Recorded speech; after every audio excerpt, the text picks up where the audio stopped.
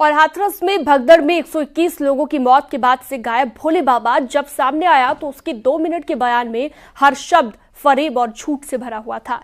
यानी बाबा ने अपने बयान में जो कहा और उसने जो किया, दोनों आपस में मेल नहीं खाते। इसी से समझा जा सकता है कि स्वयंभू बाबा कितना बड़ा फरेबी है।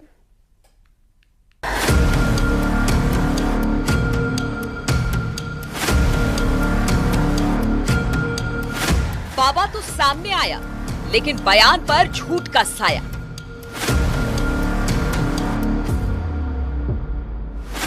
बाबा की कथनी करनी में फर्क क्यों? वो मुर्दे में जान फूंकने का दावा करता है, लेकिन लाशों का अंबार लगाकर वो भाग जाता है।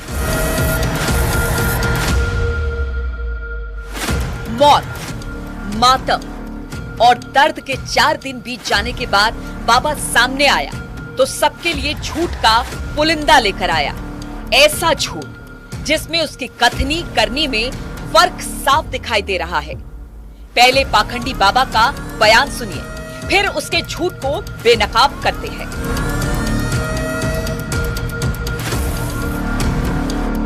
पाखंडी बाबा कहता है कि मैं 2 जुलाई की घटना के बाद बहुत व्यथित हूं, लेकिन अगर वो सच कह रहा है तो दर्द बांटने के बजाय बाबा फरार क्यों है? हम 2 जुलाई की घटना के बाद बहुत ही व्यथित हैं। बाबा कहता है कि प्रभु हमें इस दुख की घड़ी से लड़ने की शक्ति दे। वो खुद को भी कभी भगवान कहता था, लेकिन अब सवाल उठता है कि घड़ियाली आंसू बहाने के बजाय हादसे को रोकने की कोशिश क्यों नहीं की? प्रभु हमें बस संगत को इस दुख की घड़ी से उबरने की शक्ति दें। बाबा का सबसे बड़ा झूठ तो तब पकड़ा गया जब उसने कहा सभी शासन और प्रशासन पर भरोसा बनाए रखे। लेकिन सवाल ये है कि वो खुद पुलिस से अब तक क्यों भाग रहा है? सभी शासन एवं प्रशासन पर भरोसा बनाए रखें। बाबा के बयानों और उसके इरादों का फर्क हमें तो साफ साफ दिखाई दे रहा है। बयान से साफ है कि उसके अंदर का चोर पुलिस के सामने आने से रोक रहा है। हालांकि स्वयंभू बाबा के वकील एपी सिंह का दावा कुछ और ही है। साकार हरि किसी एफआईआर में नामजद है क्या? नहीं, अभी बिल्कुल वांटेड है क्या? कोई उनसे किसी को पूछताछ करनी है क्या? बिल्कुल, पुलिस को तो बिल्कुल करनी होगी। आप तो इन्वेस्टिगेशन एजेंसी नहीं है। लेकिन जब पुलिस लगातार उनके, देखिए पुलिस उनके जो उनका घर है उसके बाहर है। सवाल देखिए खड़ा तो उनका घर कहीं नहीं, उनका घर कहीं नहीं है। उनके आश्रम होते हैं और वो आश्रम उनके नहीं होते हैं। अगर कोई भी आश्रम इस देश में नारायण साकार हरि के खुद के नाम है तो मैं आपको उनके एडवोकेट होने के नाते डॉक्टर एपी सिंह घोषणा कर रहा है कि वो आश्रम न्यूज 18 को हम डोनेट करते हैं। आप उनके देश हित के लिए काम। बाबा के बयानों में शुरू से आखिरी तक झूठ ही झूठ भरा नजर आता है। करीब 2 मिनट के बयान में बाबा का हर शब्द झूठ में डूबा हुआ था। ऐसा झूठ जिसे पचा पाना आसान नहीं। बाबा ने अपने बयान में कहा कि हमें विश्वास है कि उपद्रवी बख्शे नहीं जाएंगे, लेकिन सवाल यह है कि सबसे बड़ा विलन जनता उसे ही मान रही है। फिर 4 दिन से पुलिस के सामने क्यों नहीं आया बाबा? हमें विश्वास है जो भी उपद्रवकारी हैं वो बख्शे नहीं जाएंगे। बाबा ने अपने बयान में पीड़ितों के साथ जीवन भर खड़े रहने का आग्रह किया है, लेकिन सच्चाई ये है कि पाखंडी बाबा पीड़ितों से मिला तक नहीं। फिर भला वो जीवन भर साथ खड़ा रहने का दावा कैसे कर सकता है? दिवंगत आत्माओं के परिजनों एवं इलाजरत घायलों के साथ जीवन पर्यंत तन धन से खड़े रहने का आग्रह किया है, जिसको सभी ने माना भी है। बाबा की कहानी में गजब का झोल है। वो बाबा जो उपद्रवियों को ही बख्शे जाने का दावा कर रहा है, हादसे के बाद कुछ इस तरह भाग रहा था।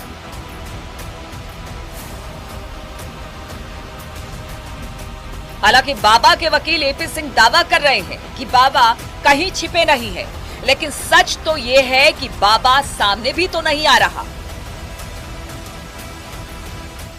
बाबा का इतने दिन बाद आना सामने, ये थोड़ा हजम नहीं हुआ। किले की तरह उसमें लोगों ने तो कल ही तो कहा था आपने कि न्यूज 18 ने कहा था कि लेटर से नहीं बल्कि सामने आना चाहिए। मैंने आपकी इच्छा पूरी कर दी, अगले दिन पूरी कर दी। आपने कहा मधुकर फरार, हमने कहा नहीं, मधुकर हॉस्पिटल में इलाज करा रहा है हार्ट, और मैंने एंटीसिपेटरी बेल नहीं किया, सरेंडर नहीं लगाया। कौन लोग थे जिन्होंने हमारे लोगों को लाश बना दिया और हमें जिंदा लाश बना दिया? हम जिंदा हैं, सेवादार जिंदा है, लेकिन जिंदा लाश बने हुए हैं, क्योंकि 121 लाशें मरती हुई देखी हैं, सैकड़ों लोगों को इंजर्ड होते हुए देखा है, अपने घर को खुद बर्बाद होते हुए देखा है, हमारा खुद अपना घर बर्बाद हो गया।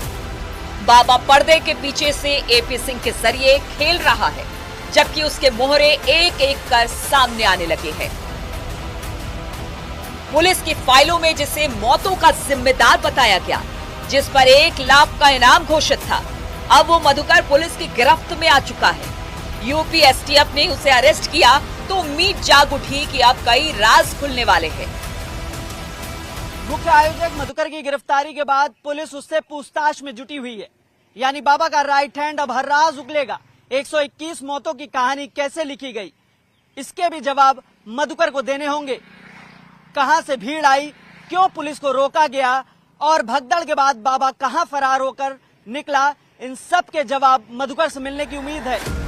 बाबा अपनी किसी आलिशान आश्रम में छिपा है, कानपुर, लखीमपुर, नोएडा, संभल या और कहीं।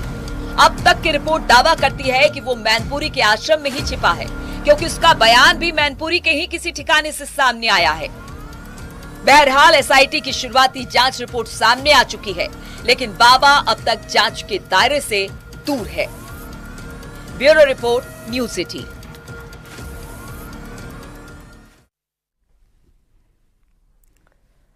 बाबा साकार हरि का हर चेहरा अब सामने आ रहा है। उसकी लाविश लाइफ, आलीशान आश्रम और आश्रम के स्पेशल इंतजामात। एक ऐसा ही खुलासा उसके अलवर आश्रम को लेकर भी हुआ है, और आश्रम के आसपास रहने वालों का यह दावा है कि वहां पर किसी भी स्थानीय आदमी को जाने तक नहीं दिया जाता था। बाबा के इस एकांतवास में सिर्फ लड़कियों और औरतों को ही जाने की इजाजत थी, ऐसा दावा अलवर के लोगों का है। देखिए,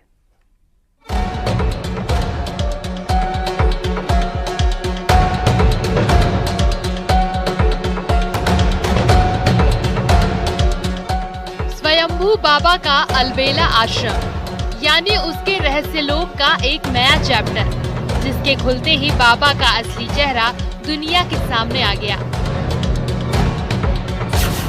वो आश्रम जहां सिर्फ लड़कियों को थी जाने की इजाजत।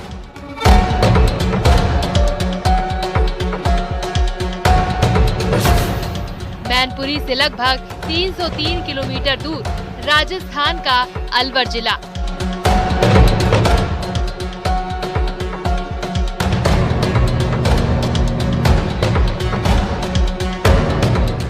अलवर जिले सहजपुरा में भी बाबा का 1.5 बीघे के करीब जमीन पर बना एक आलीशान आश्रम है, जो हमेशा से स्थानीय लोगों के लिए मिस्ट्री बना रहा। लेकिन इस आश्रम के सबसे हैरान करने वाला सच का कनेक्शन लड़कियों से है।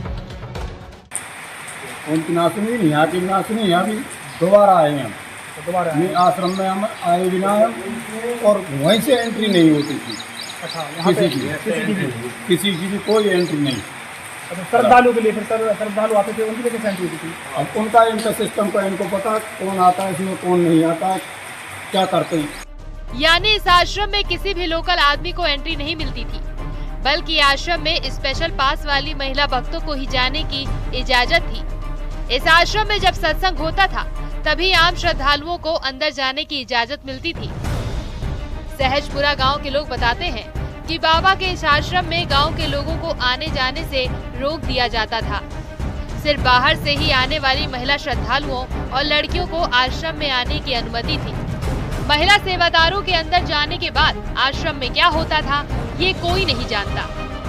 हादसा हुआ नहीं। भीड़ तो भयंकर थोड़ा ये इनकी दिक्कत ये आती थी कि गांव वाले जैसे आ रही तो ब्याह शादी या फंक्शन है तो रास्ते में थोड़ी बहुत प्रॉब्लम आती है, उसको इनसे तय करके उसको निपटा देते हैं। यानी बाबा के मायावी लोक में लड़कियों और महिलाओं को लेकर हमेशा से एक मिस्ट्री बनी रही। स्थानीय लोग ऑफ द कैमरा इन आश्रम को अय्याशी का अड्डा करार दे रहे हैं। बाबा की नीयत पर सवाल इसलिए भी उठाए जाते हैं क्योंकि उसके प्राइवेट महिला आर्मी भी जनरल गद्दाफी की तरह ही थी। मीडिया रिपोर्ट्स में सूरजपाल जाटव के पूर्व सेवादार रहे रंजीत सिंह के दावे से कई सनसनीखेज सच उजागर हुए हैं। रंजीत सिंह ने अपने इंटरव्यू में दावा किया है कि सूरजपाल जाटव के आश्रम में 16 से 17 साल की कई लड़कियां रहती हैं, जिन्हें ये अपनी शिष्या बताता है। सूरजपाल इन लड़कियों से गलत काम भी करवाता है, यानी टोटल फर्जीवाड़ा। स्वयंभू बाबा ने सारा साम्राज्य फरेब की बुनियाद पर कान रखा है, लेकिन पाखंड पर खड़े उसके साम्राज्य की नींव अब हिल चुकी है। पाखंडी बाबा का चेहरा बेनकाब हो चुका है। Bureau report, news 18।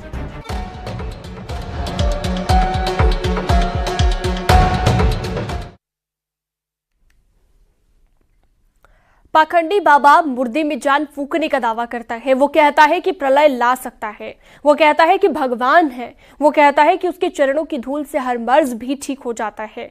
लेकिन आज से 24 साल पहले जब उसने मुर्दे को जिंदा करने का दावा किया था, तब क्या हुआ था? आखिर क्यों 24 साल पहले स्वयंभू बाबा को जेल की हवा खानी पड़ी थी? पूरी कहानी समझते हैं।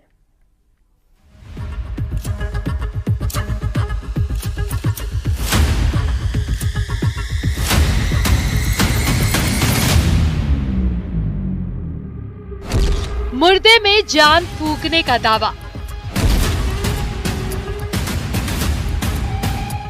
मौत का तमाशा, बाबा की जय जयकार। पाखंडी पर पहली एफआईआर की कहानी। 24 साल पुरानी बात है। जगह थी आगरा का केदारनगर। यहाँ के शमशान घाट में सफेद चादर से लिपटी एक लड़की की लाश रखी थी। चादर पर लाल कपड़ा रखा था। आसपास लोग हाथ जोड़कर खड़े थे। लड़की को कैंसर था और उसकी मौत 2 दिन पहले हो चुकी थी। एक बाबा ने दावा किया कि वो लड़की को जिंदा कर देगा। सैकड़ों लोगों की भीड़ ये चमत्कार देखने आई थी। लड़की तो जिंदा नहीं हुई, उल्टा बाबा को पुलिस ने पकड़ लिया। केस दर्ज हुआ और उसे जेल जाना पड़ा। ये खबर आई थी कि एक लड़की खत्म हो गई है, उसको लेके बैठे हैं ये, और वो कह रहे हैं जिंदा हो जाएगी, और मान नहीं रहे हैं, तो मजबूरी में सब। अब जरा इस सबूत को देखिए बाबा के पाखंड की कहानी बयां करता 24 साल पुराना पुलिस रिकॉर्ड। ये केस चमत्कार और अंधविश्वास फैलाने के लिए दर्ज किया गया, लेकिन कहानी कहां से शुरू हुई वो बताते हैं आपको। इसी आगरा शहर की बात है। हमारे यहाँ पर एक जगह है केदारनगर, और केदारनगर के पास ही एक शमशान घाट बना है, और उस शमशान घाट के पास है मल का चबूतरा। 24 साल पहले इस चबूतरे पर 17 साल की लड़की की एक लाश रखी थी। सूरजपाल बाबा ने दावा किया था वो इस लड़की को जिंदा कर देगा। जैसे ही ये बात आसपास के लोगों को पता चली तो देखते ही देखते भारी भीड़ इकट्ठा हो गई। लोग इसी उम्मीद में शमशान घाट पहुंच गए कि सूरजपाल बाबा कोई चमत्कार दिखाएंगे, मरी हुई लड़की जिंदा हो जाएगी। सूरजपाल के सेवादारों ने कहा था कि सुबह 11 बजे लड़की जिंदा हो जाएगी। टाइम निकल गया, लेकिन लड़की जिंदा नहीं हुई। होश आया, उसको कुछ भी हुआ, उस बच्ची को होश आया, उन्हें चाय पिया या पानी पिया, कुछ ही पिया, उसके बाद जो लड़की है फिर दोबारा क्या कहते मर गई वो। उसके बाद हालांकि बाबा ने ये भी कही थी इसका भाई 10 संस्कार कर दो, ये खत्म हो चुकी लड़की। इसको मल के चौतरा लेके गए, वहाँ पे इनके भक्तों ने, इनके भाई गुरु वगैरह ने, जो भी इनसे जुड़े हुए थे, उन लोगों ने क्या कहते इतना उद्यम किया था मल के चौतरा के अंदर, हद से ज्यादा। उसके बाद यहाँ 4 थानों का फोर्स आया था, भोले बाबा खुद पुलिस लेके गई थी यहाँ से, और जो उनके चेले चपाटे उन पर लाठी चार्ज भी हुई थी वहाँ पे आके। भोले बाबा पे मुकदमा भी दर्ज हुआ था? हाँ, उस टाइम पे हुआ था भैया, इनको लेके गए थे वहाँ पे। लेकिन उसके बाद से कभी भोले बाबा यहाँ आए नहीं थे। शमशान पर चमत्कार न होता देख उस दिन भीड़ बेकाबू हो गई, लिहाजा शाहगंज थाने की पुलिस मौके पर पहुंची। सूरजपाल बाबा और उसके साथियों को गिरफ्तार कर लिया गया। शमशान घाट में मौजूद महिलाएं पाखंडी बाबा की गिरफ्तारी से भड़क गयी, लेकिन पुलिस ने अपना इरादा न बदला। वो जिंदा नहीं हुई थी। जिंदा नहीं हुई थी, उसको हॉस्पिटल भेजाया था हमने, उसका पोस्टमार्टम कराया था, सब काम कराए थे। बाबा को भी जेल की राह दिखाई। हाँ, बाबा को जेल भेजा था, उनके समर्थकों को भेजा था।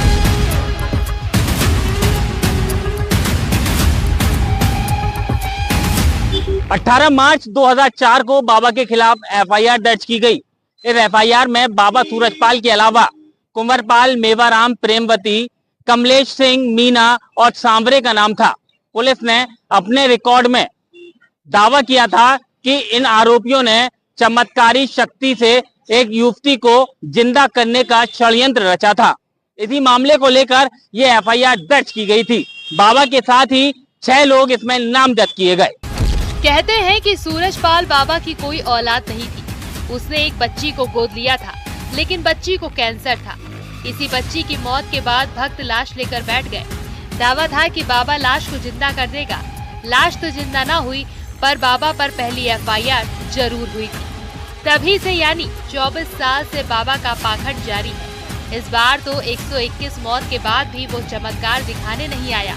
पता नहीं भोली भाली जनता को इन पाखंडी बाबाओं का सच कब समझ आएगा। Bureau report, news 18।